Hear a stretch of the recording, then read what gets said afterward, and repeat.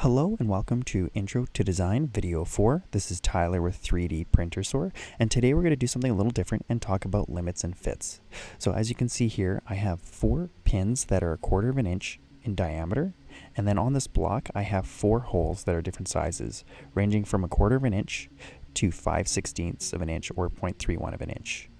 And the size range goes from 0.01 inch bigger, 1/32 of an inch bigger, or 1/16 of an inch bigger. And you can see I have the millimeters converted just to make it a little easier for everyone as well. So in this video, we're going to talk about how this is going to help in different types of prints moving forward. So the first thing we're going to work on is doing the constraints. So we're going to go to the Constraint Assemble tab and use Constraint. It might also be called Mate in your software, it just depends. But we're going to use the Mate constraint first. You're going to click the diameter of the pin and then the diameter of the hole, and it'll click together. You press apply, and then I'm going to take the bottom of the pin, choose the top of the model or the block, and now I have it constrained fully. That is one way of constraining. The other way is using an insert feature, and as I choose the diameter, it'll choose an edge of the pin, and if I choose the diameter of the hole, it'll automatically do pretty much both of those constraints in one shot, so it saves you time. As you can see, I can apply that very fast to get the other pins put together. So now that we have our pins put together, we're now going to show you what it's going to look like to see this from the side view first, and then we're going to show it on the bottom to talk about the differences of these. So I'm going to go to the visual style first and go shaded with hidden edges. And you can see the hidden edges. You have only one set of lines on the first one, which is size on size. The second one has just a small gap between the two pieces, and then it gets bigger and bigger as we go. So if we go back and change this to shaded and go to the bottom, now I can start talking about the different sizes.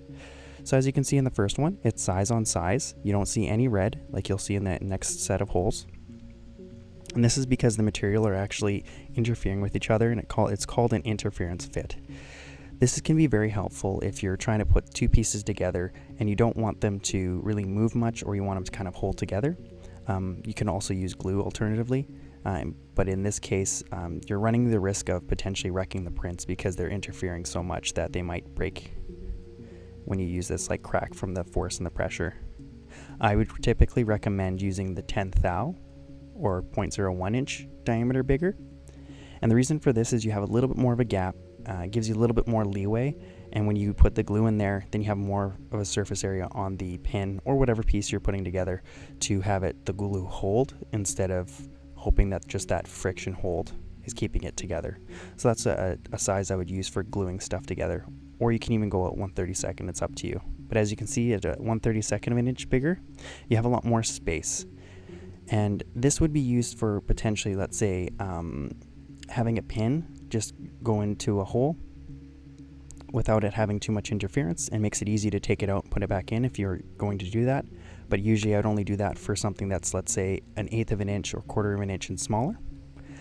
This could also be used for doing a single print like a Flexi Rex or something like that.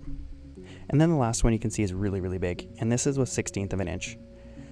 And this would be really, really helpful for a single print as well, like a Flexi Rex. It gives you more gaps, so you have less chance of the pieces potentially being printed together. Conversely, this could also be used for a pin a lot better. Typically for something that's about 1/4 of an inch or bigger, you'd want to have this kind of spacing for your pin. So these are all things to consider, and if you go past I think it's either 3/4 of an inch or an inch, you're going to actually want to go even bigger to 1/8 of an inch. So again, you're going to kind of have to think about what you want to do for your application of your designs. And also, I'd say about 1/16 of an inch, you can have things that spin really nicely and freely.